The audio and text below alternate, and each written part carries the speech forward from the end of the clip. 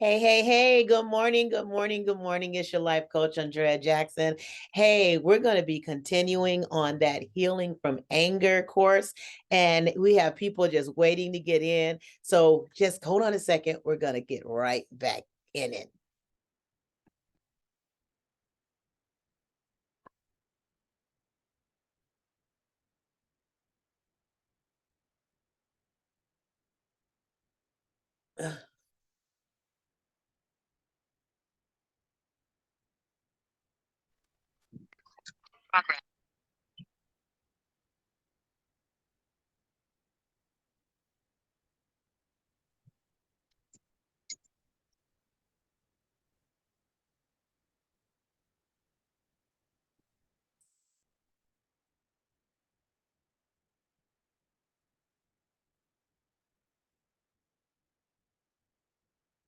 Hello, hello, hello, everyone.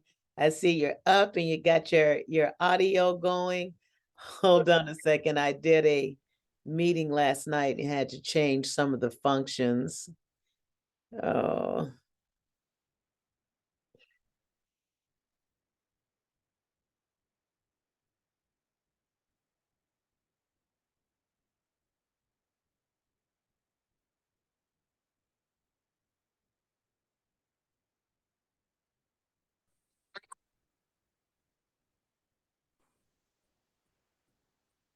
okay. I think it's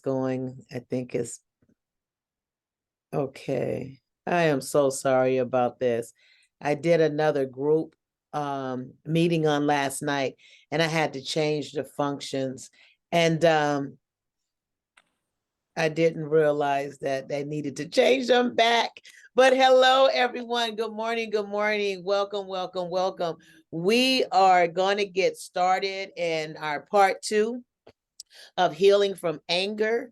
We're going to pick up where we left off on yesterday. But before we do that, let's jump right in and see how you're doing. Let's check in. Let's see how you're feeling this morning. Where's your mental health? How's your drive? How is your moving forward in this life change? Go ahead. Let's see. I have let's see this my whole other situation hadn't changed as of yet, so I don't have my call in list, but I do know that Miss Susu is present with us, and I think she was our first caller. After that, I don't know, so you can check in as well after Miss Susu. So good morning, Miss Susu. Go ahead and check in, please. Good morning, Miss Jackson. You look so beautiful. I like that color. Thank you. And good morning to all. And I am having a good day. I got up feeling good, and joyous, and grateful and thankful. And as said, looking forward to my group. What I can learn and put in my backpack, as Shahara say, if I got the name right. But put it in the backpack, and it's gonna need it sooner or later. And Absolutely. yeah, I'm feeling good. I'm in anticipation of what's going on today.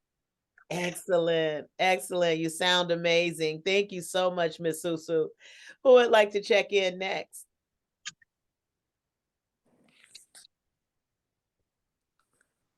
Good morning. Good morning, everyone. I am doing well.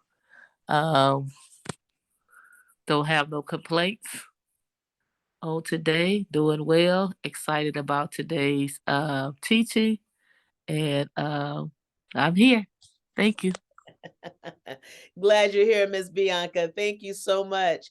Who's next to check in?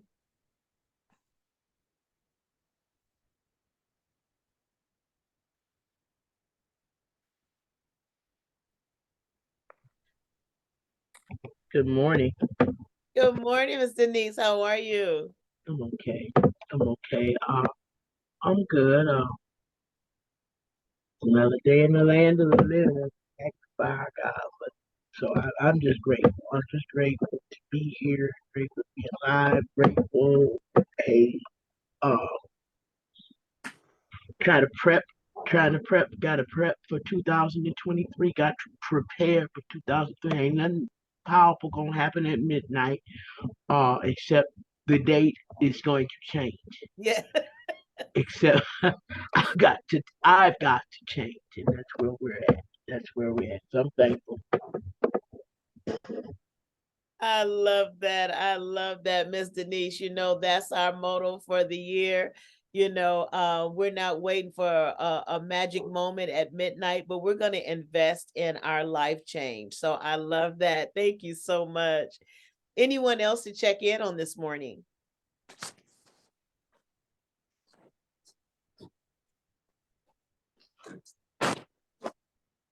All right, all right. Well, let's just jump right on back in with our healing from anger. A lot of times we've dealt with anger by basically suppressing anger, and we find that that's not good. Sometimes it helps us for the moment. It helps us not to hurt somebody. It helps us, but it harms us inside. It harms us as a permanent decision making. It harms us. It's not something. It may fit my right now, and maybe sometimes I have to use that immediate self-control to not get involved into something chaotic, because my anger, knowing my anger will take over. But today we want to talk about healing from anger so that we can be more in the control seat, whereas our emotions are concerned. Because internally we go through a lot. Our internal world has a lot of damage, a lot of hurt, a lot of bitterness. It has its joy and its blessings internally, but we also have had a lot of effects from our past, effects from the survival methods that we had to participate in, and just all sorts of things, not to mention those wrong turns down life's highway where we had to learn the hard way, and it bruised us, it damaged us. Or not to mention when we were mishandled, when we were dropped. Our parents weren't perfect. They didn't have the rule book to know what was the best way to raise this one versus this one versus that one. So now we're left with some internal stuff that we have to deal with. And sometimes our emotions, they signify, they are the blaring voices that sounds the alarm for our internal world. And here it is, anger is a trumpet that blows, and depending on our ability to control our anger, whether our anger is constructive or destructive, we find that it can lead us into some places, again, like one of our participants say, places that you don't want to go and will keep you longer than what you want to be kept. So excuse me, today we're going to be talking about healing from anger by way of understanding anger. And again, we're going to talk about how we need to change our perception about what that anger producing situation may mean to us. We have to kind of take a look at changing our view about it, because remember, so a man thinketh, so is he. So I'm going to kind of look at some views to suggest to you, and then we're going to maybe talk about those. Maybe some of these are your views. Now, I'm going to talk about the destructive view and maybe a more constructive way of looking at it, which can kind of pave our road a little bit for our future steps. It can kind of pave our road while we're dealing with anger, whether it's in our mind, whether it's in our heart, or whether it's being acted out at our own hands. I have to change my mindset. I got to change how I feel about it, how I view it, how I think about it. So let's look at this first one. A destructive view that we have is others should put my needs first. That may be the view that we're having while we're in that anger producing episode. A more constructive view would be, among adults, one's ultimate duty in life is to put one's own growth first. So instead of pondering and thinking and meditating on, they should have put me first, they should have did this for me, they should have came and moved my car, they should have came and did this for me first, I just asked them to get my stuff out the cleaners, why they can't just get my stuff out the cleaners? But we must change our view and say, you know what, that's an adult. And it is that it's normal for a person to put their own stuff first, their own growth first, their own agendas first, and not me. So that's one of our examples that we're going to have today on our destructive versus a more constructive view. Another destructive view: if I yell at people, they'll treat me better. Yeah, sometimes when we get angry, we gotta yell, da da da da da. Well, more of a constructive view would be yelling alienates people and make them dislike me. I need to ask for what I want in calm ways. Changing our way of thinking, remember, has a power and ability to change our emotional state and definitely change our behaviors. Another thought before we kind of open up for dialogue on these. I know what's right. I know what's right. So in that anger, sometimes our anger is being pressed to the hilt because within me, hey, I know what's right. What a more constructive view would be, there are many perspectives on truth. I need to listen fully before I judge a situation. Sometimes we judge situations on limited information, just on the piece I saw. But I remember, I can't even say remember because this experience, I've experienced this many, many, many times in the church, many times in the family, where you have several people, sometimes even just two. They're talking about a matter, but something has been thrown in, a diverse conversation, or something happened and a person looked away and they didn't hear what all that person said, and they answered the question, and the person feels like that's their answer to the question or that's their response, but they didn't even hear the full response. It just kind of fit. So now that person has a perception that, oh, she don't like this, when this person has a perception that they ask, hey, is it a possibility that one day you can like this? Because they were distracted, or maybe a third party came in and with a whole different understanding. And so now you're talking and you're having a conversation, but it's not on the same thing because it's two people that's understanding and having two different conversations or topic of conversations in their own mind. So that has happened so many times, and they're arguing and they become hateful towards one another because the conversation that they think that they're responding to, it's passed hours ago because of one distraction. Or sometimes it's because of a belief system. Sometimes it's because of my experience. Sometimes it's because of what you went through that changes your perspective. But we have to remember, people have other different perspectives on what's truth to them.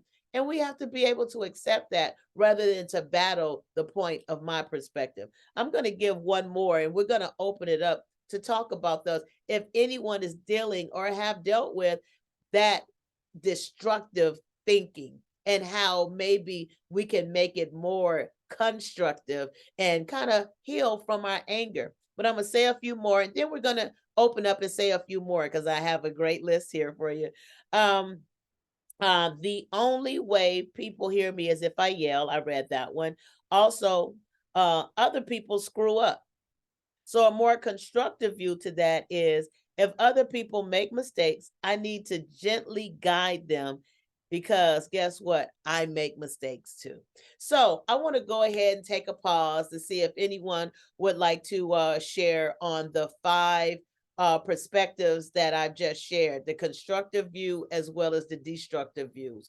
Go ahead, unmute your phone and share.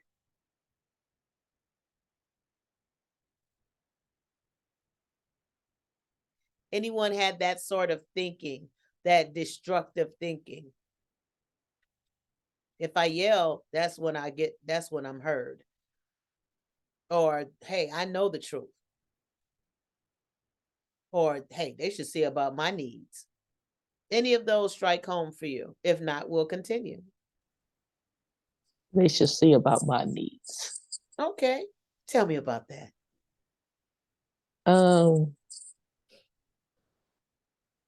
Seeing that I try to see about everybody else's needs and mine go unmet. Yeah. I used to get angry when people didn't see about my needs. Yes. Matter of fact, just before I called in, I got a phone call because I was just thinking, either it was last night or this morning. Mm-hmm. Wow, I haven't heard from this person. They haven't called, haven't checked in, haven't said, "Hey, how you doing?" or Right. anything of that sort. You know, but I'll call, I'll see how you doing when I ain't heard from you in a good while or whatever. Mm-hmm. In the phone room just before I called in, and they call, "Hey, I heard such and such. You okay? You all right?" And I Mm-hmm. was like, "Yeah, I'm fine. I just deal what I deal with, but I'm doing well." But that uh used to be, sometimes it still kind of try to rise up Okay. about you know, see my needs, Yeah. check on me. Stop always thinking I'm always strong. She the strong one. She the strong one.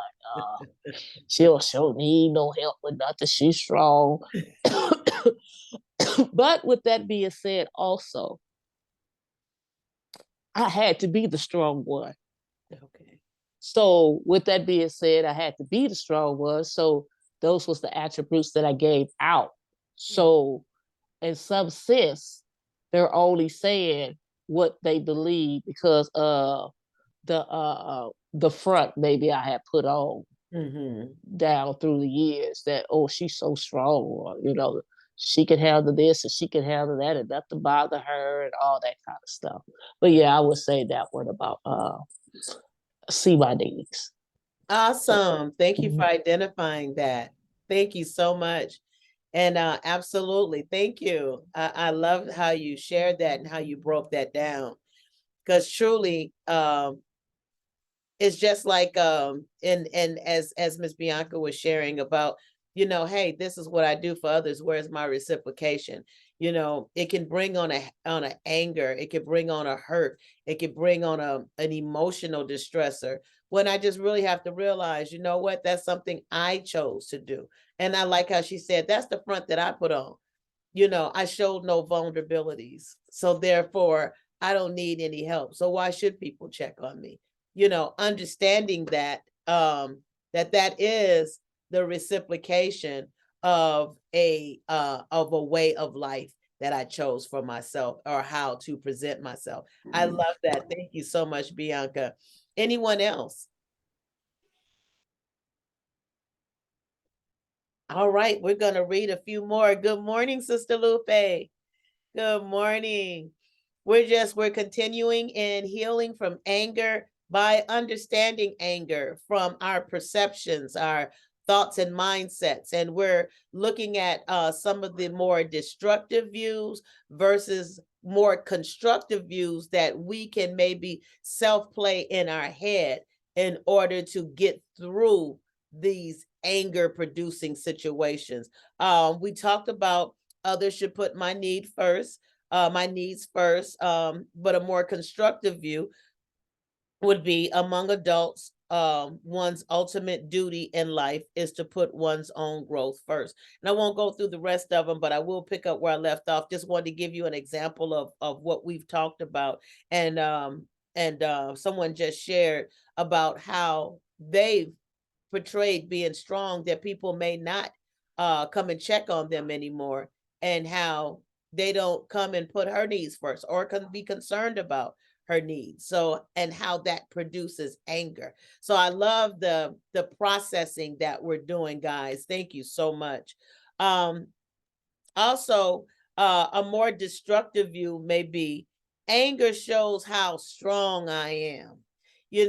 Sometimes in some of the environments that we came up in, when you came up in, gang environments, or like a street criminal mindedness environment, things like that, gang environment, prison environment, some of those communities, they have a persona that if you walk around looking angry, that kind of shows your strength.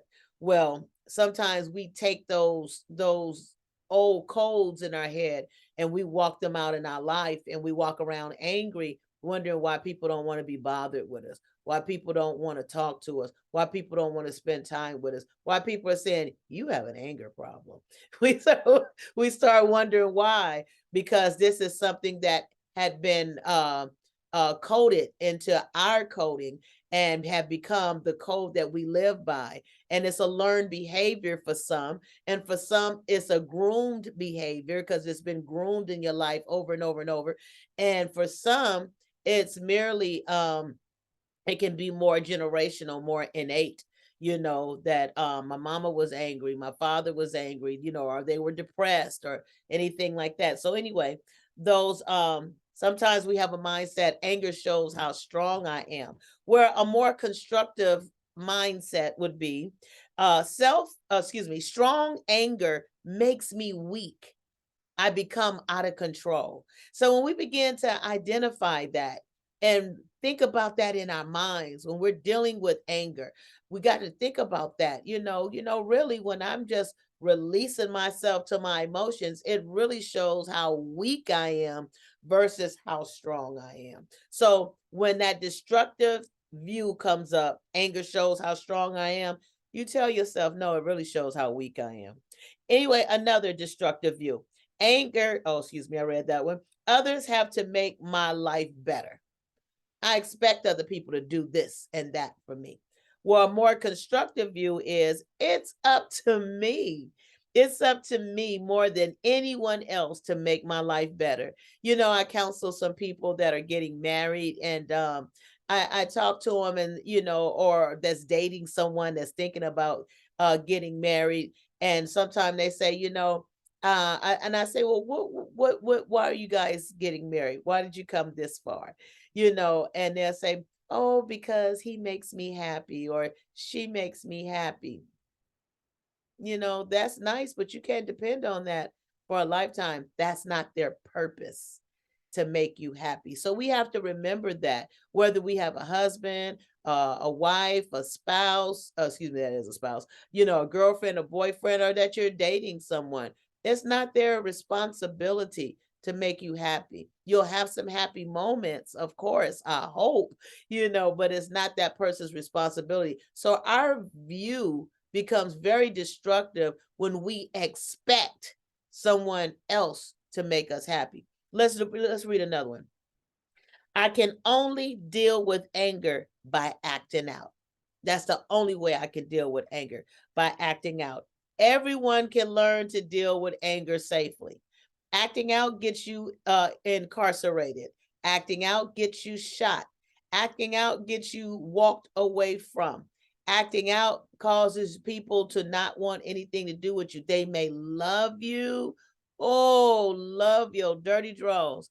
But if you have no self-control over your anger, what happens is it kind of shy people away because you're bleeding your vulnerabilities, your lack and your weaknesses all over other people, and they have to deal with that. So understanding our anger is understanding how we view our anger, or how we view life, how we view things that brings on anger producing situations.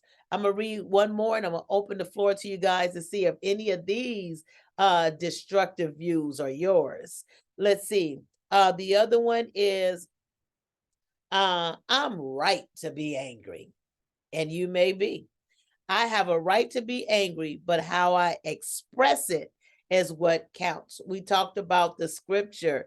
Um, it's okay to anger. God gave us anger, but sin not. What you do with it. Because I'm depressed, don't mean I have a right to go and take someone else's joy. Don't mean that I'm okay in the eyes of the Lord or in society to go and shoot up people because, hey, I was having a bout of depression. I was having a bout of anger. So I just went ahead and did XYZ. So I'm going to open the floor again. Which one of these destructive behaviors would you identify as your own?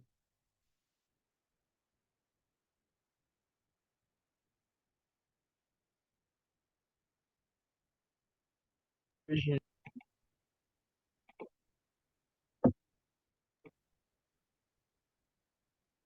my version of anger has been in different ways, and my observation of anger around me has been manifested in different ways.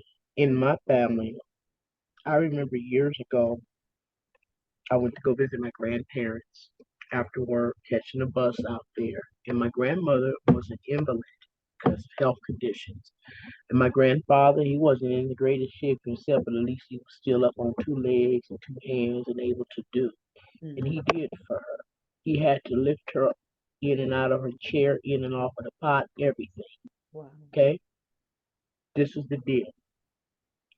That one day I was in the room talking to her that evening after work, and she said, "Go tell your big daddy I said this, that, and the other." And I said, "Well, why you didn't tell her?" She says, "I'm not speaking to him today." Oh, okay. But wait a minute, he has to come in here and take care of you, which he does, Mm-hmm. and you mad and not speaking to him. And then I had to go back in my memory from childhood that one of my relatives, their daughter, my Uh-huh. mom, had that habit too, where she would get coldly angry and stop speaking. Wow. And I'm not going to say, but I know that it was part of her negative side in her intimate relationships and marriage, the one marriage she had, that some of that was in there. And one of the things I learned growing in recovery was this, that the dysfunctional family is not always just the house where the children were severely beaten or raped and molested, but the dysfunctional family is where there's no normal, open lines of communication. Wow. And when I heard that in class, in the substance abuse class, I immediately thought back to these folks. Now, my version of anger has always in the past has turned into depression, or eventually you push me for so long. My life, I look it back to my life, and it's like a lot of times in my life was like a quest to please leave me alone. Don't bother me. Don't hurt me. Leave me alone. Stop hurting me. Stop coming after me. Leave me alone. A lot of my life has been that. Leave me alone. I don't want to be a part of that because you're probably going to harm me in some form or fashion or some type of betrayal. Okay. I've been through a lot. And my version of anger used to always turn into some form of depression or an extreme crazy. She blew up. She finally blew up after years of, and you never thought that she was going to blow up like that. You thought that we could run over her and doormat her for life. And one day the doormat rose up and went straight crazy. Yeah. And a lot of people are very, very shocked when that happened. And that like I've seen like cold fear and shock when that happens. Mm-hmm. I don't look. I told you I done basically. I'm up in my late. I'm up in my late. I'll be 60 next year. I done kind of gave up on humanity. I have. I basically have. Cause y'all ain't never met my needs. You can't do it. I'm gonna have to do it myself. You know. Now because I'm called to do certain things in this world, I'm going to do my job. Right. Because if I wasn't called to do it, you better believe me, I wouldn't touch it. Okay. I wouldn't touch it because people are too hard headed Mm. and people are too bound in self destruction. But because I'm called to do it and I've made an agreement to do it, that I will do it, do my work, will do my work. But in my personal life, like I said, I didn't give up on humanity because it's like nothing. You can't. You don't have it either. You just don't even have what I need. And that like that said that title of that group called Unmet Needs. And they told me that my knees buckled and I immediately had to sit down, standing in the doorway of the office when she said it. And I had to come in the office and sit down in a chair. Wow. My knees buckled when I heard that phrase unmet needs.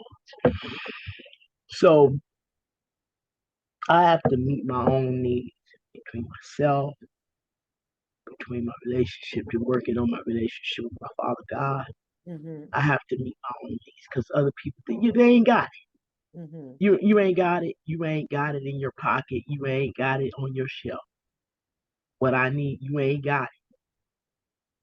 I just got to a place. I have to just between me and Father, between me and Father God, I gotta meet my own needs. Um, most of my relationships are very superficial. They're not depth. They're not depth. Mhm. They're superficial. They serve this purpose over here. They're all different parts, and you only get information on the need to know basis. And because I've experienced some things and I've shared too much of my information. Mhm. So that anger thing with me has been lately, like with menopause. You throw menopause in the mix too, and a hot flash in the mix. Yeah. A blow up feel real good. Telling the truth, a good full blast blow up, it feels real good. It's like and you don't want to be like I don't want to be like that. Right. I want to keep it mellow and level, but I know we're in a world right now where people are going to vex each Yeah. other. Some intentionally, unintentionally. And some intentionally, some people be agents, and I talk about agents all the time. Like, whose agent are Yeah. you, and what agents are running around in your life, and which agents you can put out, and what agents you can put at an arm's length or a long-handled spoon, like a 6-foot long spoon, or 20-foot, 35-mile spoon length Mhm. from you. Who are these agents, and what kind of agent am I in others' lives? And Right. I want to be a decent agent. I want to be a good agent. Yeah. I don't want to hurt others. But I'm not willing to let other people continue to hurt me. I'm tired. Okay. The anger thing. My anger too is like when it comes to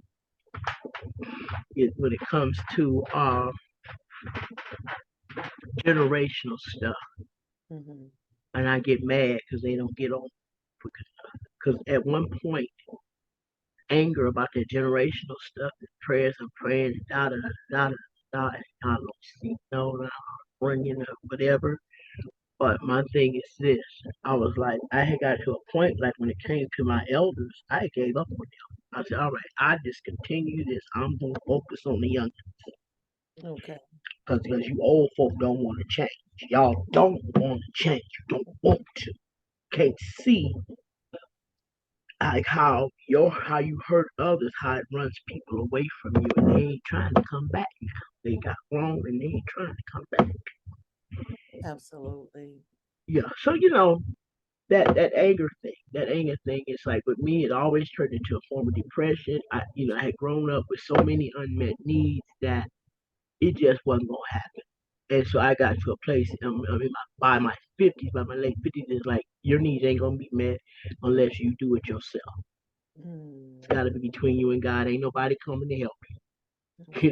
You and God. Okay.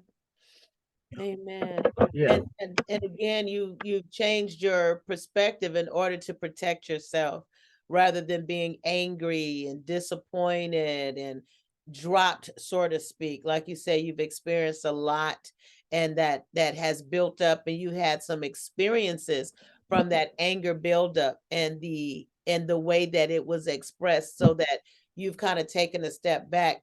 But I love how you did share in your mindset, like you said, I view in a more constructive way that I have to take care of my own needs. So you've kind of reduced some of the opportunities of depression as well as some of the opportunities of depression that stem from anger, by having that mindset. And I pray that you open your heart to humanity again, because like you said, you do your work as you're called to do. And that's wonderful because that means you still have a hope that people can and will get what they need, even if you have to give it to them through your calling from God. So that's enough. That's enough. But I like how you took your that anger perspective, and rather than being disappointed and pushed into depression that's caused by anger, I'm going to turn that my view around to a more constructive view and I'm going to take care of my own needs, me and God. So if anything happens where others help, it's an added plus. But other than that, I've realized that I have to take care of my needs. So that's a constructive way of taking a look at it. Thank you so much.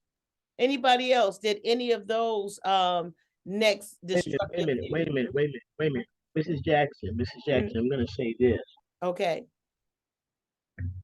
I've been through the years and phases of different types of depression Okay. and turning inward on self and then beating self up and down the streets and in addiction and da da da. Right. But the disappointment in life is still there. Okay. Life disappointment is still there. However, I look at it, it's just a fact. It's just what happened and what didn't happen or what didn't go down. And either you can sit here and cry, hoop and holler, or you gonna keep living. Right. My work with others, I can tell you, because I learned this long time back. Mhm. And this is something a woman, an seasoned woman of God had to say. A seasoned pastor had to say. She said, a lot of women in ministry tend to make up for the broken places of their life with ministry. Mhm. So I never mix the two. They're not mixed. Mhm. Never. The the doing God's whatever He needs done. Mhm. It's not a personal aggrandizement or personal fulfillment on my part. It's It's a call. fulfilling my end of God's contract. Right. It's in the all the glory belongs to Him, Mhm. not me. I just happened to be coming by and I wasn't doing nothing. I was on my way somewhere and He said, "Come on, I can call this one over here to do this right now because she's available." And Right. it's His glory, but it does not fulfill my personal life, and I recognize that. Mhm. And so it just is what it is. It Okay. just is what it is. Like you say, but you've accepted that. You just not really accept it, but what do you do? What you gonna do? Fall out on You the floor? What accept you gonna it do? and you Hang move on. yourself? What you gonna Yeah. do? Sit down and get Right. drunk again? No, we ain't doing none of that. Yeah. And it's a form of acceptance. Like you said, I'm not going to sit and bellyache over it. I'm not going to, I'm just going to continue to live my life in it and continue to walk out my calling with God. So yeah, I that's like you said, what else can you do? Because there's some things that we can't change, even within ourselves. It happened, but we can change how we respond to it. And that means we're going to be aware that that needs to have a closing rather than continue to affect my life.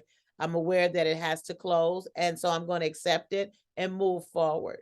So I thank you. I agree with that. Thank you so much. Let's see. Then I'll read a couple of more. I need to stop blowing up, but I can't. That can be a destructive view that someone has.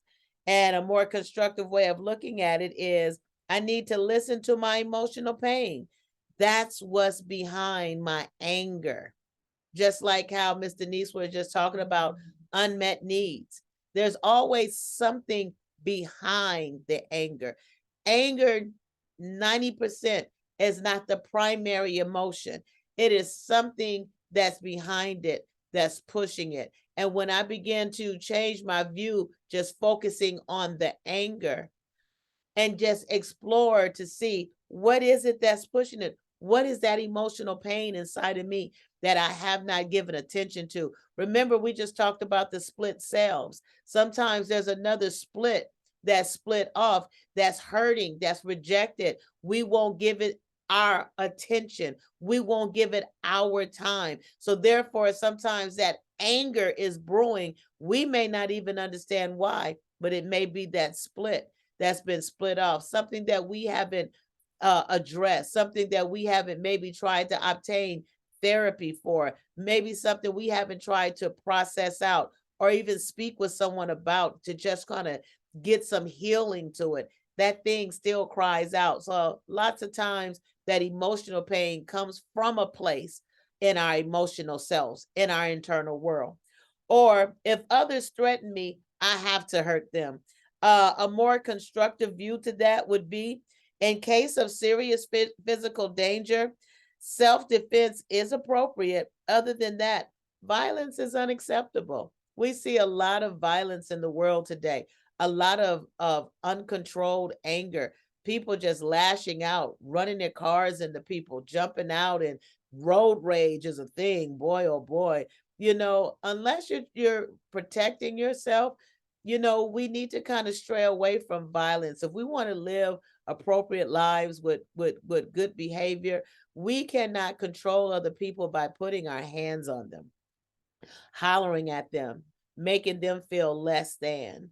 We have to understand that it is of our own responsibility to operate in self-control. And then after we get to that place, to kind of look and say, what just happened? Why did that bother me? What inside me made me respond in such a fashion? Anyone identify with any of those destructive views? Go ahead, unmute your phone and share.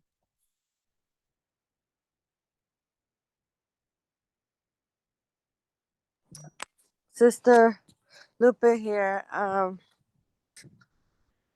say I've gotten a lot better, but definitely I've been guilty of road rage, popping off at this grocery store, wanting to fight somebody, anybody, I don't care.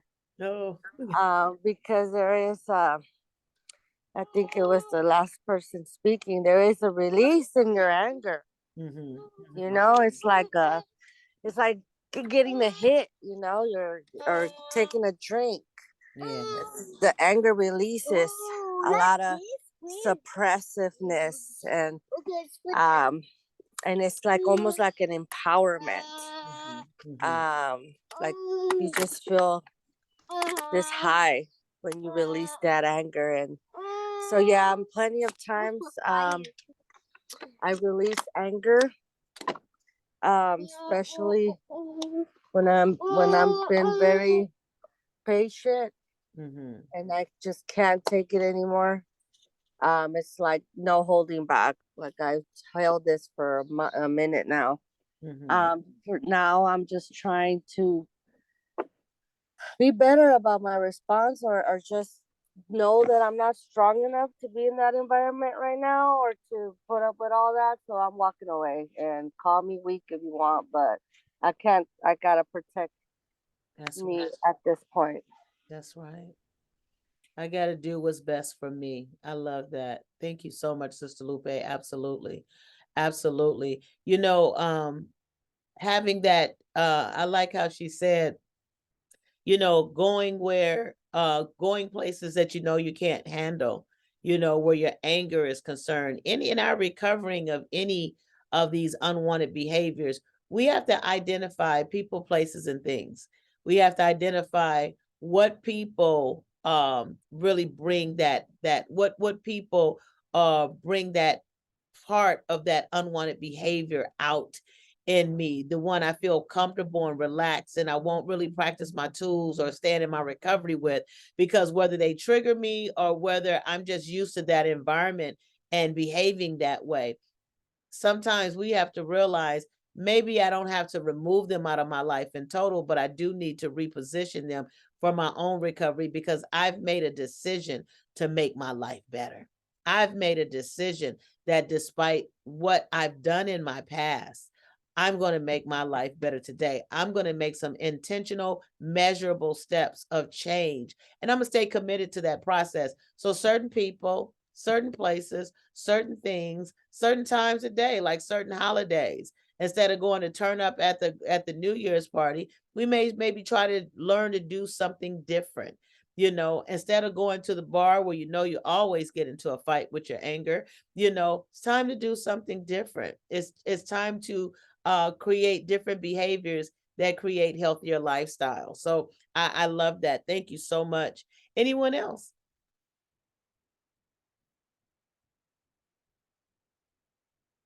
Okay, I'll read another destructive view. I should put others' needs ahead of mine. Destructive view. A constructive view, my needs are just as important as anyone else. It's time for me to treat myself well. Treat myself well. I like how Miss Denise talked about, it's been a lot of things that has happened in the past and a lot of things that didn't happen in the past that maybe should have. But you know what? I'm going to stop. I'm going to stop the merry-go-round, so to speak, and I'm getting off here and I'm going to live my life. I'm not going to wait for someone else to meet my needs. That's a constructive view. I am going to recognize that my needs are just as important as anyone else's, and I'm not going to wait around for them to be met, because that also can produce anger. That also can produce, just like Miss Denise was saying, depression. And I think Miss Bianca was sharing about when people don't meet my needs, it can make you angry. And at the same time, that anger, on the other hand, on the other situation, is I won't meet my needs. I won't do anything to meet my needs. You guys are doing something today. So I am so proud of each and every one of you. But I need to do something, not just wait for some 12 o'clock midnight magic to occur and change my life. I have to meet my needs, not just externally, the house, the car, the husband, the wife, the kids, the trailer that's being pulled down the street, but I also need to make some steps to meet my needs emotionally, internally. Those things also count. Another destructive view is I should never get angry. I should just never get angry. The more constructive view to that is it is normal to get angry at times. I need to listen to my anger and respond to it safely. The Bible tells us it's okay to anger. God gave us this emotion to let us know when somebody crosses the boundary of our life. But guess what? How we respond to that indicator of anger is all on us. And we have to learn whether we go through therapy to deal with some of those other emotions around our anger, or even take an anger management class. It's a thing now. It's a thing, or it's always have been, but now they even have them virtually, learning how to manage your anger. So we want to heal from that, from the inside out, because lots of times people do, it's just like how Sister Lupe was sharing, you hold it and you hold it and you hold it, and then some lucky customer is going to come along and they going to get it. So we don't want to hold it. We don't want to suppress the anger. We want to process the anger. We want to be able to cope with our anger. We want to be able to deal with our anger. Another one, if I hurt myself, I'll feel better. A more constructive view is I need to find long-term solutions for my pain. A lot of people indulge in cutting. Yes, they do. A lot of people indulge in cutting, even suicide, just to kind of remove that pain. Give me another pain to focus on. I want to remove that pain. We want to take a look at that. You may or may not have ever been there, but anger can make us do a lot of different things. I want to go ahead and open up the floor if anyone have identified with those destructive views. Please share. Cutting. Now I have never been a cutter. I have slipped my wrist for Mhm. real. I wasn't playing, but the hand of God made sure I didn't die. I wasn't joking. I've had some very serious, at least three very, very, very serious suicide attempts. If it was not for the hand of God, I would not be here right now. But anyway, I had to visit someone who was in a juvenile mental health facility. Mhm. These were kids in foster care. A lot of these kids were in foster care. What would happen whenever these kids would cry and scream and act out because they don't understand that they're in the custody of the state. All they know is they want their mama, they want their daddy, they want their family, and I don't want to be here in this group home. So they show out Yeah. and they get them to these mental health places and put them on heavy meds Mm. to subdue them. and I was visiting a young person, and the nurse there, I know the nurse, one of the nurses years ago back in the 90s, and this nurse told me, she says, a lot of these young people here, they're cutters now. I said, she had to explain what cutting was. She had to tell me. And then, like, I've heard people say that the cutting thing, she said, it's like a cold up in here. Mm. Like one kid that's in here is a cutter, and all of a sudden got a bunch of other cutters. Like it's like a spiritual infection, shall I say? Mhm. Like it's just passing through like a cold, and everybody's catching it. All Right. these kids that are in mental and emotional pain and unresolved trauma are catching that thing of cutting. And this one young lady I think I met one time ago, she told me, she said, when I cut, it's like a release of the pain. Mhm. It's a release of how I hurt. Yeah. That's how she explained it to me. It's a release of how I I've heard that definition as well. hurt. Yes, yes, ma'am. I just wanted to share that. Well, I appreciate you sharing that. I appreciate that. You know, I've heard people say that. I've never been a cutter myself either, but I've heard people say just that. And kids, young adults, they're doing that because they say it's a release of the pain. Others have said it's a distraction of the pain. I just want to feel something else. But can you imagine just someone cutting themselves? Um, just to provide an opening of a release. And that's what we're working on today, providing an opening without the cutting, of course, providing that opening so that we can deal with our emotional pain. Now that you're in a safe place of your life, now that you're in that place where you're a little bit more grounded, you're in that place where you've experienced some maturity, you've experienced some consequences, and you've experienced some benefits, and you've chosen now to live your life in a more beneficial fashion. Now we can deal with providing an opening once you're safe, because sometimes we're not safe enough to deal with the stuff. It'll still connect to our anger. It'll still connect to our rage. It'll still connect to all those other emotions that are affected, that surrounds our anger. So we want to be mindful and make sure we're in safety ourselves before we start exploring that, because we want to explore our emotional state. I would highly suggest that when you get to that point where you want to explore that emotional state, get your therapist. Get you a therapist. If you don't care for the first therapist, fire them and get another one. Because you want someone that you're comfortable with and who you feel is going to help you along that emotional process, that has the wherewithal.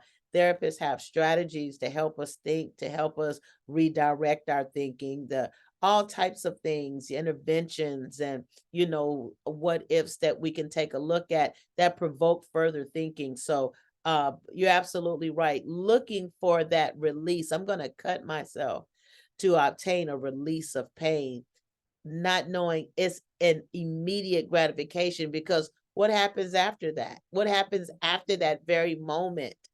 In that very moment, now you're dealing with a whole nother issue of pain. So it's we're now looking to deal with that pain in healthier ways. Thank you so much for sharing that, Denise. Anyone else? Anyone else before we go on?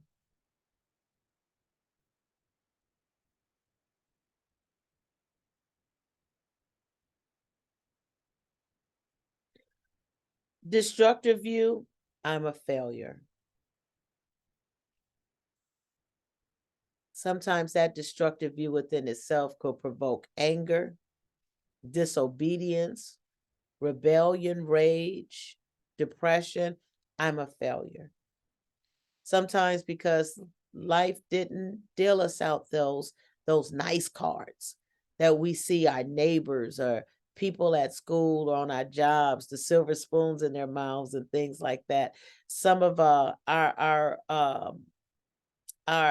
past journey to reach where we are today is not a pretty picture, but it don't mean we're a failure.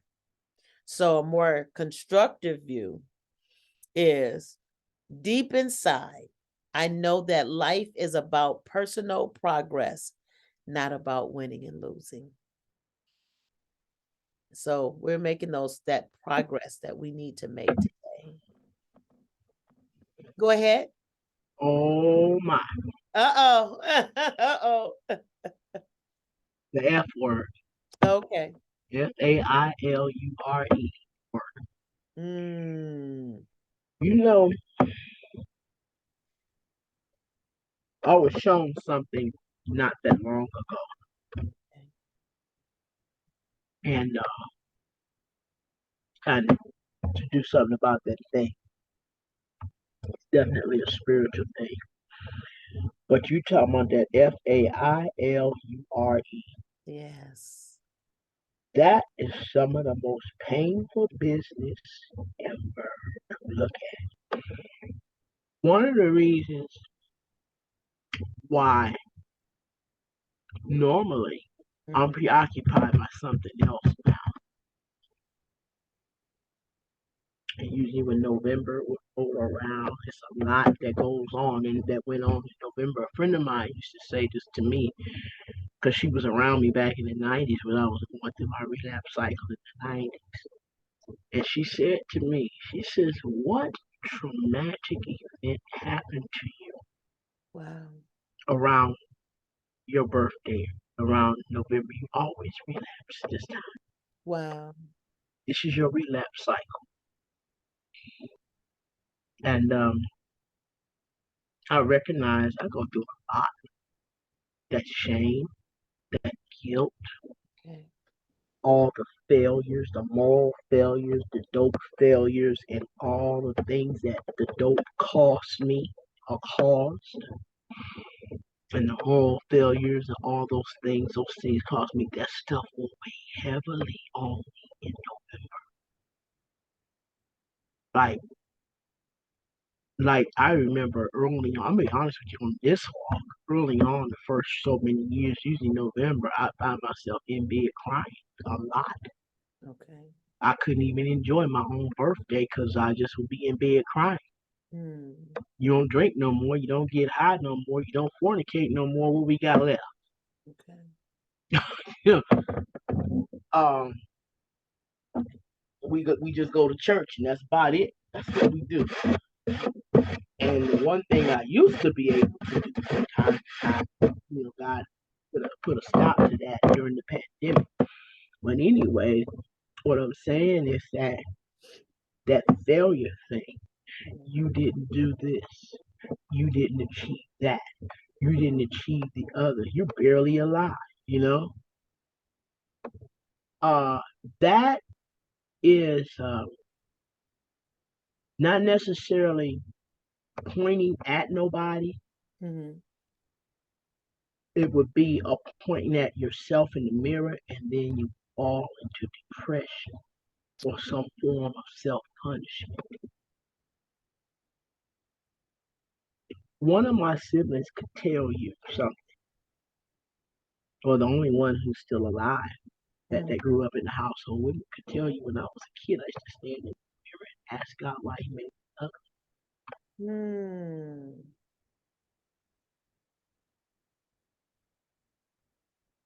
You know, why you didn't make me beautiful? Why couldn't you make me beautiful or something?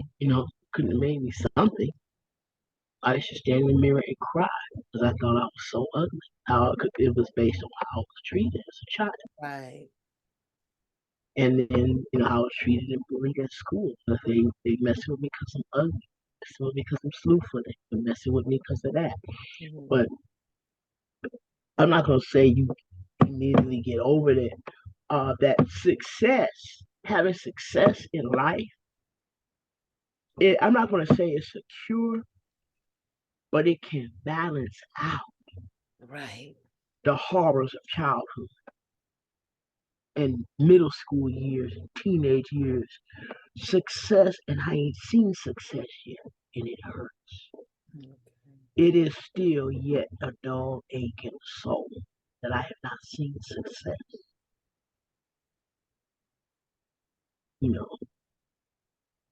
I have not seen successful family. I have not seen success in my employment area. I have not seen success yet. I've not seen success in my intimate relationship. I don't even have any intimate relationship. What are they? Shoot, I don't have none of that. Mm, I go to work, I go to school, I come home, okay. and I suffer.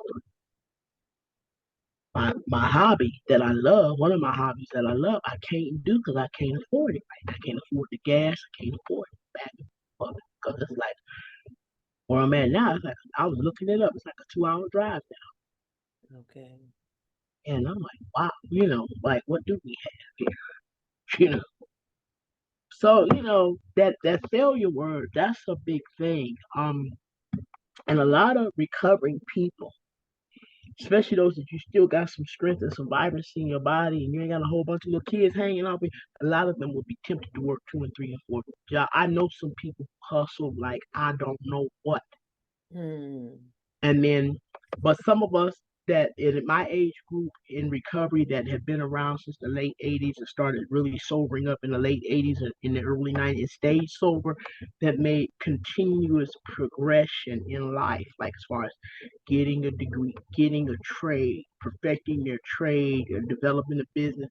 And I haven't done any of that. And that aches my heart, okay. that lack of success, that failure, and not looking in the mirror and not seeing success. That's something that, okay, you can accept, okay, the intimate relationship was crap. Family relationship, crap. It was, but it is crap. But somewhere you got to become successful somewhere, Mhm. somewhere, and that's an ache right there. I'm telling the truth. I'm sharing that openly, but that's an ache right. You put yourself on mute. I can't hear you.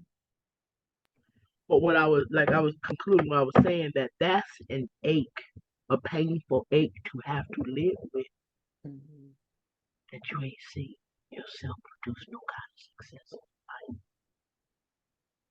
Yeah, you do guys work and stuff. You do things that God wants. Yeah. But your personal life ain't no success there, and it hurts. That's something that I've had to live with for years.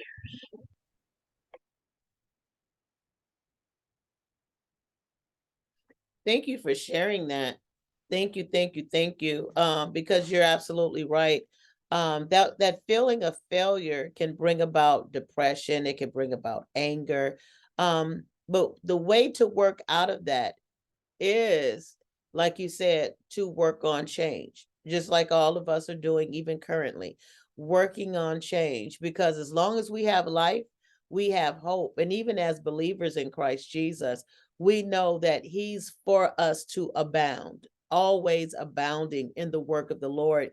And personally, I've made some very bad decisions in my past life, and I have turned my life over to Christ, just like you were saying, doing the work. And if that's where my purpose is, if that's where my value is, if that's where my optimum life is, I've accepted that as, hey, maybe this is the life that I was supposed to live.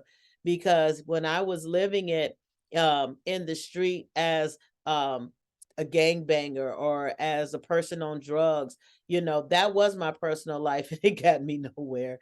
It got me nowhere. So I found a life. And in all of us, in order to deal with that, and I like how Denise said that F word, in order to deal with that F word, we have to continue to self-discover and continue to find out who are we and work on it. We're never too young, we're never too old, because it's all about where there's life, there's hope. So therefore, I have to identify, where can let me try this. Let me be a little risque and try that. Let me try going skating on Sundays. Let me try going to a meeting here. Let me try communicating with these people. Let me try. Because somewhere I'm going to find in this whole thing called life something that's going to click, and it's going to be that puzzle piece that's going to say, wow, This is what I enjoy doing. This is my completeness. Of course, there's no solution to the failure. We have to find the solution. No one can just give it to you on a silver platter. Suggestions help. Suggestions definitely help. Again, like I said, finding, even if professional treaters are the only ones that can give us qualifiable suggestions, then let's get some from the professional treaters, because it's all about trying something new. And that's what faith is all about. Investing our efforts in something, believing that that we're demonstrating what we believe, and that something is going to come out of it that's needful. Sometimes it's not joyful, sometimes it's not all in awe, but at the same time, it's going to be beneficial to our process in God. I loved your sharing. Thank you so much. Thank you so much, Miss Denise. Anyone else before we go to the next one?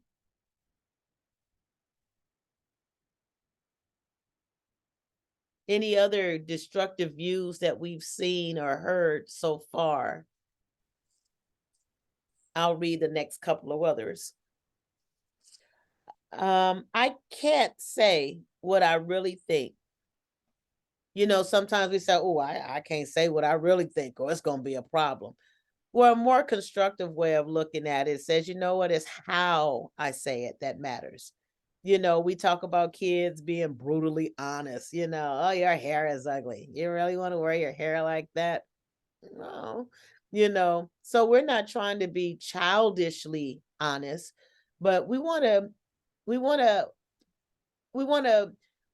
phrase things in a way where it's best received.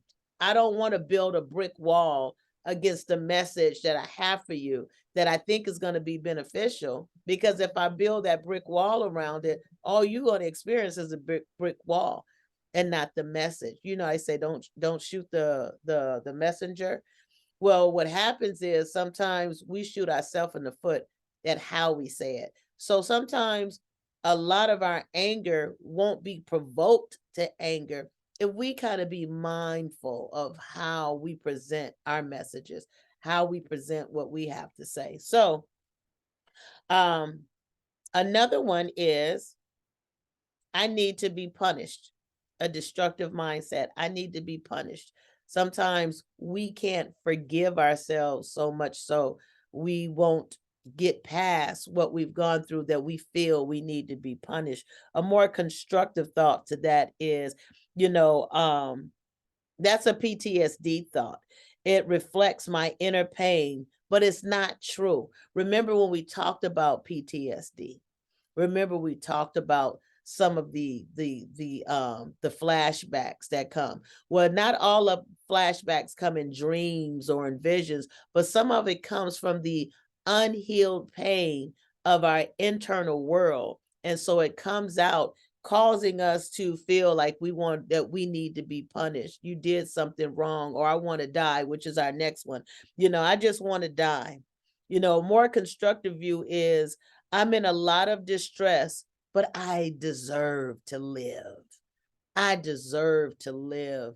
I like how when Samuel went to visit David, and David had just lost his child that was created in sin, and he was so distressed, because regardless of how the child is created, that's a child, and that's your flesh and blood. So he was so distressed. He was so distressed that God wouldn't grant him what he had prayed and fasted for. But it came a point where he told him, arise, eat bread and live. Even though this thing happened, arise, eat bread and live. You still have beautiful days ahead of you, months, years, hopefully another decade or two. Arise, eat bread, strengthen yourself and live. Try it again. Try it again. Sometimes our anger just puts us in that railroaded dead end. I just want to die. You deserve to live. Our next one and our last one for today. This will show people how I really feel. I need to put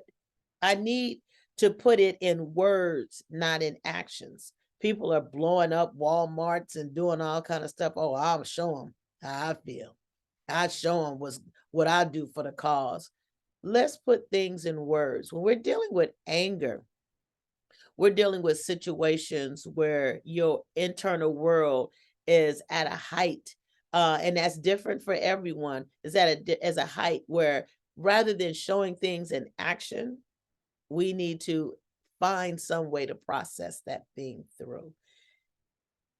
I like how Miss Denise said, wouldn't it be nice if we can take our anger to a nice gym somewhere, take it on a good run, do something constructive. I want to ask, and I'm going to open the floor a final time. Any of these destructive views have you found in your own heart? If only I could say what I really feel. Okay. If only I could say what I really feel.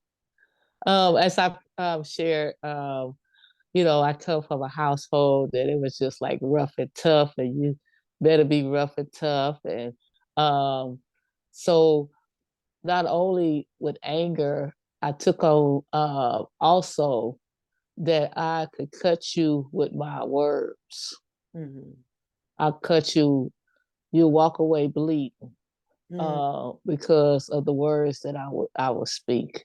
Mm-hmm.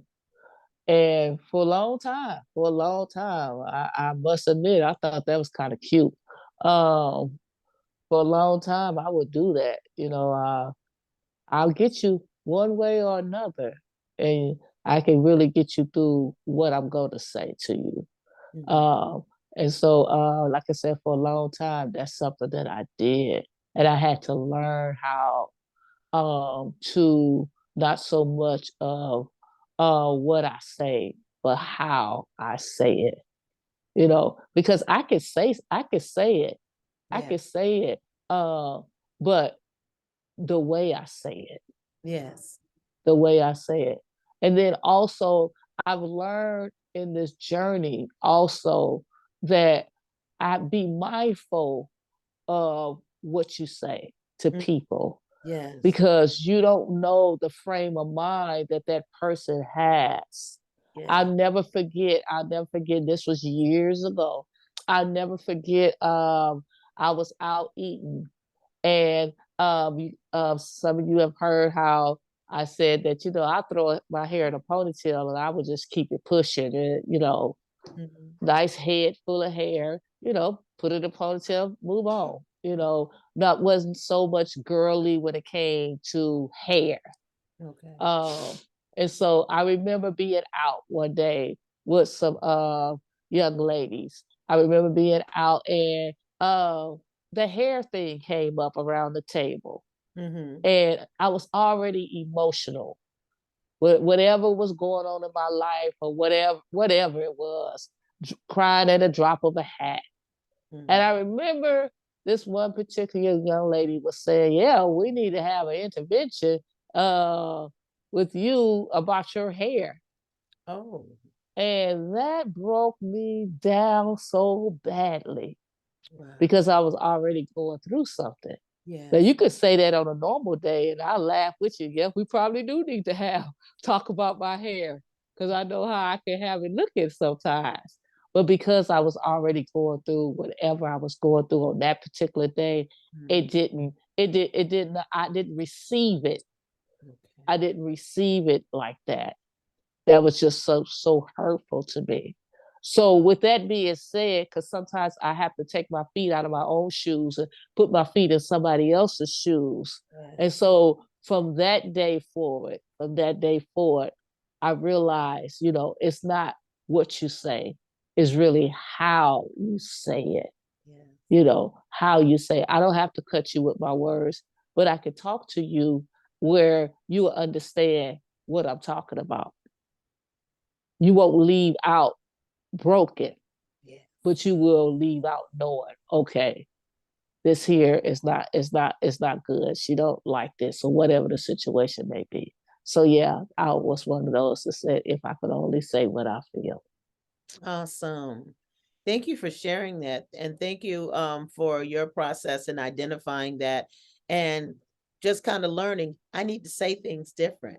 And I thank you for that. Wow. Thank you so much, Bianca. Anyone else before we close out today? You know, Bianca, they didn't have no business worried about your hair. You have a beautiful head of hair. And there's a lot of haterism in regards to that, okay? There's a lot of Thank you. women, you know, it is what it is. Um, you have a beautiful head of hair, beautiful person overall. Um,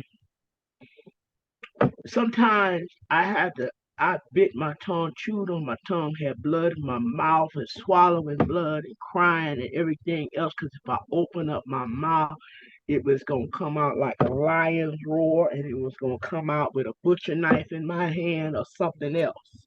Because I've really had people that have just done too much to me, that anger.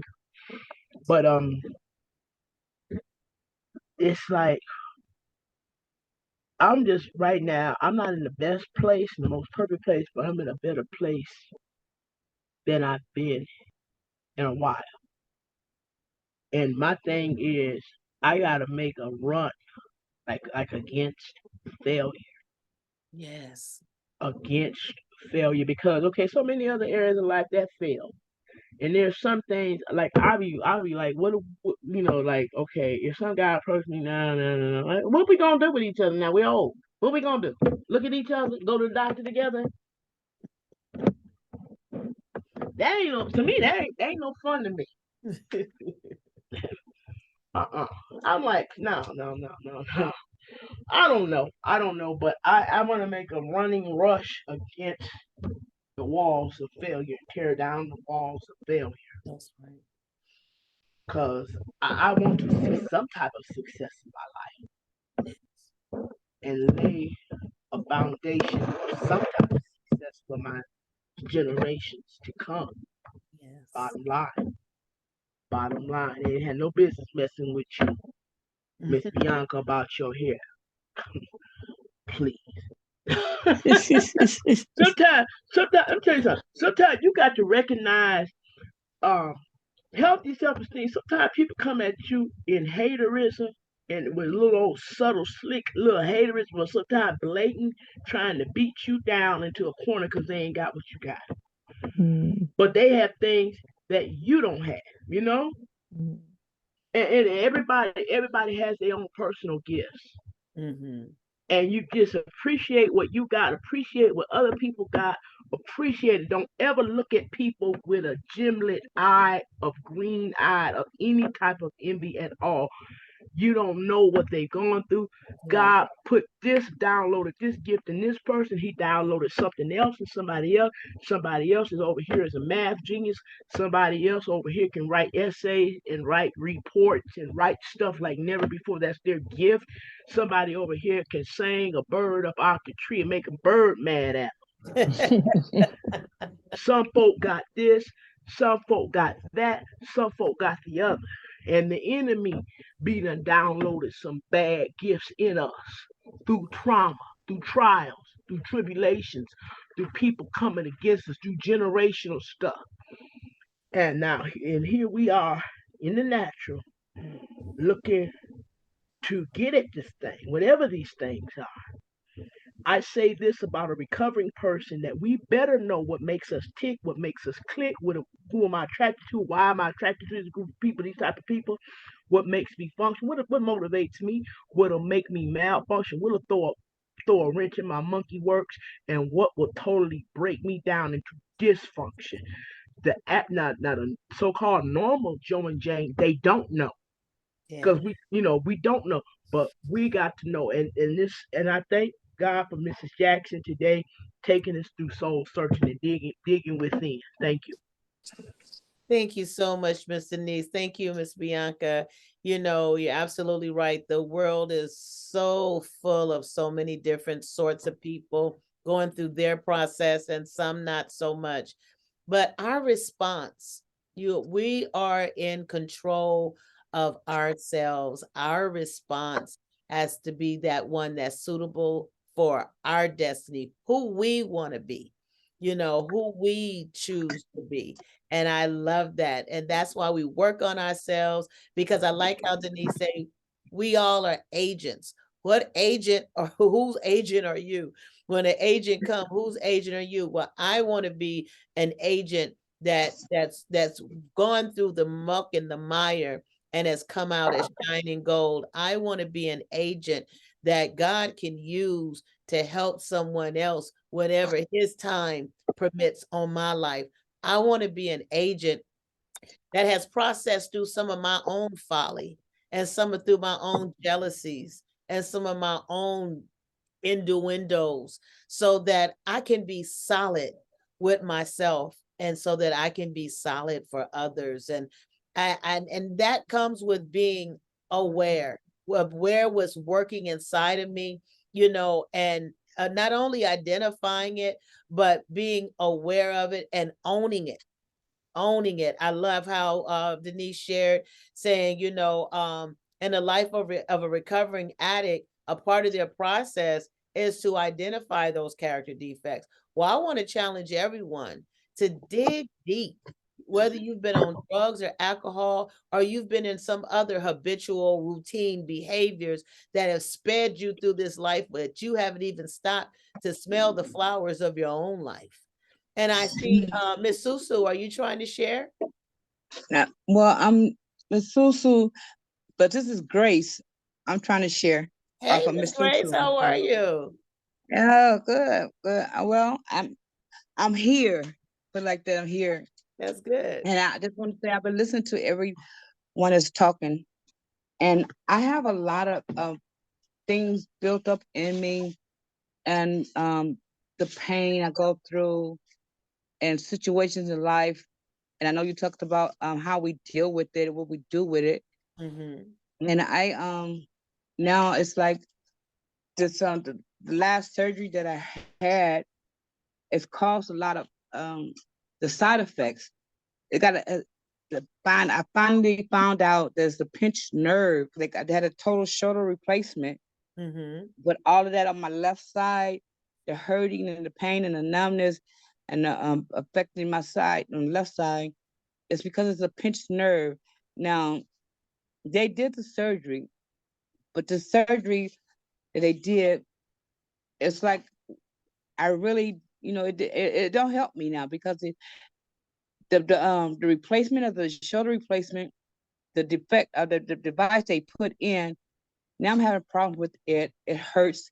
I'm doing everything they tell me to do, the pain management, go to physical therapy, do what they tell me to do, but there's a pinched nerve there that's affected another part of my body. But with all this pain going through with my spinal problem, it's like I deal with so much pain every single day. I had to open my eyeballs and say, okay, which way we going today? Which leg I'm going to take out? Which way I'm going to move? Because I have to think about every move that I make because of the pain. So I function in the pain. Like I said, a functional addict. When we have a job we go to, but people don't know that you're an addict because you're functional in it and you go through it. So I'm functioning through this pain. And now with this pinched nerve, it's affecting me, really affecting me a lot. And I can't sleep at night. I try to find a comfortable spot. I can't lay on my side. This is on my left side. I lay on my back. It feel like all of my organs on my left side is trying to smother me. And I try to turn on my right side, then it's like the organs follow smothering on that side. So it's very uncomfortable. But I'm dealing with the pain. I'm going through with the pain, and I don't want to deal with the pain. The pain is there, but I have to deal with this every single day and smile through it. And I learned from you, Miss Jackson, with your smile. You just go through it. Don't nobody know what you go through, but the smile behind everything behind that smile. So I'm learning to deal with, and I want to deal with. I have pain management class that have pain thing. I have to go through pain management for this and that for my spine, and for now this pinched nerve that they did in surgery. So I don't know they can undo it. I don't know how they're gonna undo it, but it's like every single day is just pain, pain, pain, pain. I gotta smile through it and go through it. And then I look at Paul, and he had this thorn in his side, but he dealt with it because it wouldn't go away. I mean, God said, deal with it. It's sufficient.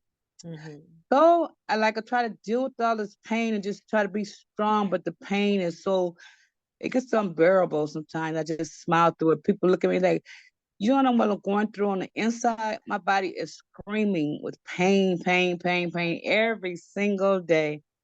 But I have to hold on to God's promises and His word, and look at the other people in order to get through what I'm going through. But now I just found out all the suffering when I went to the ER the other day and found out, it's a pinched nerve that happened in surgery. So I don't know how they're going to correct that or what they're going to do for that, but that's a new thing I had to suffer with right now. So, it's a lot. It's a mental thing. It's physical and it's mental. When the physical and the mental come together, it's kind of hard because you got to kind of try to deal with it, separate it in order to get through life. The people don't understand what you're going through. And sometimes your body's screaming. Yeah. But I just wanted to share that. But like I say, I'm dealing with it. I know time is of essence. I just want to get my say out there. And that's what I'm dealing with right now. Well, thank you so much. So good to hear you, Miss Grace. We hadn't heard from you in a while. And you're absolutely right. Everybody carries their own burden. Everybody carries their pain. Everybody carries their own life challenges. And it does provoke us to anger. Like you said, yours was imposed from a surgery that was supposed to help, and it harmed. And there's a word for that I can't think of right now. When a professional performs and they harm you instead of help you, or harm you in the midst of helping you, and Malpractice.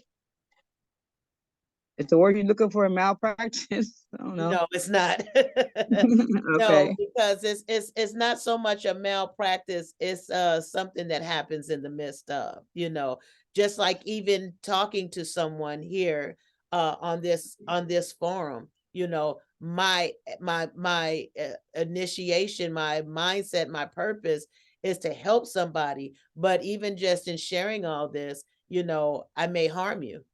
I may harm you, and it may take you down a rabbit hole of no return. So again, sometimes we go to help, but in the midst of things, because of various variables, you do end up harming, and that can make you very angry. That can make you very angry that you come out with a greater problem, or with the problem that you didn't have when you went in.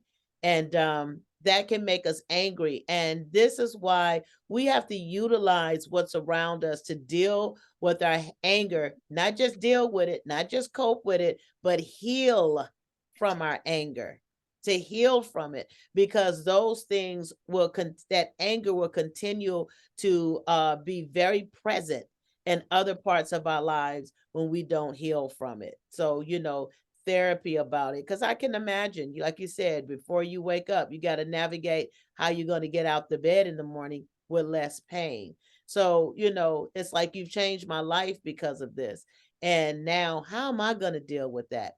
How am I going to pack that in a package and set it on the lake of forgetfulness so that I can move forward? Because we add to our pain by adding the added stress of anger, the added energy of anger. We add to our pain. Not to mention, sometimes it pushes us into some directions when we don't deal with and resolve some of those issues.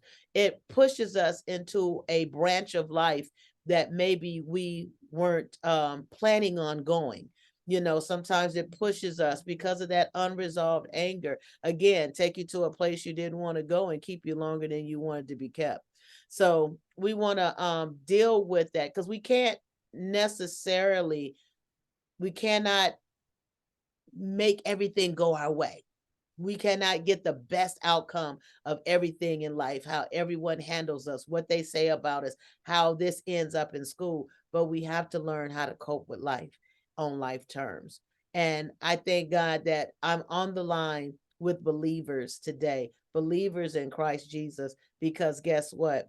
He is the way that we're going to get through this. He is our hope. Sometimes we try different methods, and it all after everything, like that prodigal son, we go back to the Father. So I hope that through our anger and through our impulses and whatever it is that drive our anger, let's let it lead us to the Father for healing of our internal world, of our emotional selves. Let it drive you to the Father so that he can touch those unmet needs, so he can deal with those unresolved areas, and so that he can bring us into a place of wholeness, that we can step it out, because some things aren't whole overnight. Lots of things aren't, but he'll put us in that place of faith where we can walk through it. And in time all heals all wounds. So we thank God, and we thank each and every one of you for doing something for you to benefit you, so that you'll walk out of your anger, as we're talking about on today. So tomorrow we're going to address the MCL, the more caring life. We're going to talk about some things that we need to look at before anger producing episodes occur, during that anger producing episode, as well as after. So MCL, that's your acronym, and I'll give you a little. I'm gonna give you a little clue. Motivate, contain, listen. Motivate, contain, listen. Till tomorrow, you guys live free. I love you. God bless you all. God bless you, Apostle. Thank you so much.